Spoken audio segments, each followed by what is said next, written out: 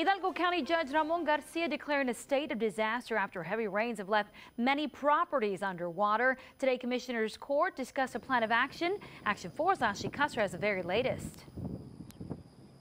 Commissioner Joseph Palacio says there are still about 60 to 70 homes that are flooded just like this one here with all this water. Now, just take a look at how deep this water is. It's actually deeper in other places. I mean, I even saw a small school of fish in here. And the worst part is that the people who live on this property tell me it's been like this for 2 months. San Juanita Acosta has lived off Rio Grande Care Road in North Edinburgh for 8 years. She says in that time, it's never been flooded like this before. Yeah, it's pouring, but it never would we imagine that it would be flooded for so many days and for so long. It just never entered our minds. It's why Hidalgo County Commissioners Court say they made a disaster declaration in hopes that they may be able to receive some federal funds to help with the current flooding problem. We've been very mindful of the taxpayer by not outsourcing everything. We're using everything we got to attack the problem that we have, but we're also receptive to bring in the private companies to assist where we cannot respond. And Palacio says so far the county has already tallied up at least $1 million in damages, and that's not even counting personal property. He adds that with time, that number only continues to grow. What we experienced wasn't a failure in our drainage systems. What we experienced was a 100-year event.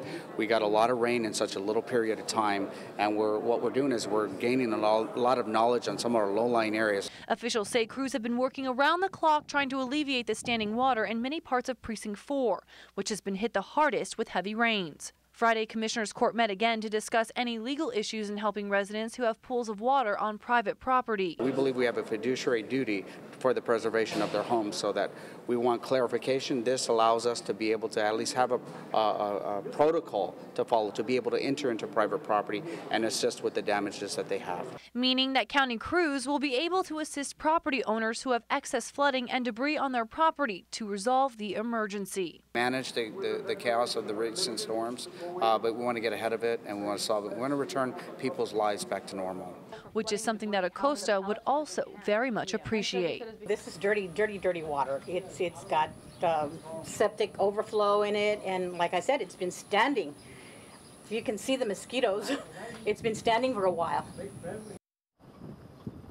Now, this property's been flooded for about 2 months, and a little bit of progress has been made. They say during that time, the water level has dropped about a foot. Now, residents who are experiencing flooding like this or feel that they're in an emergency situation can contact their local precinct office. Commissioner Palacio says that he will have someone answering his precinct phone for 24 hours a day, 7 days a week. Now, his office can be reached at 383-3112. For now in Edinburgh, I'm Ashley Custer. Action 4 News. All right, Ashley will list those numbers for them online as well, valleycentral.com.